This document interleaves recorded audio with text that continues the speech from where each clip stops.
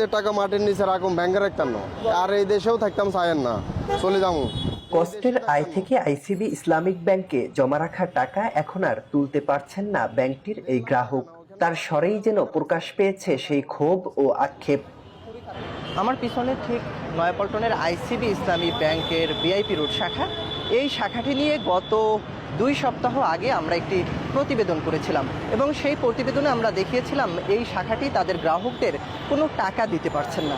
আজকের 2 সপ্তাহ পর আবার এই শাখাটিতে এসেছি এবং দীর্ঘ 2 ঘন্টারও অধিক সময় আমি এই শাখাটির সামনে অবস্থান করেছি এবং যে সকল গ্রাহকরা এই শাখাটি থেকে বের হয়েছেন তাদের সঙ্গে কথা বলেছি।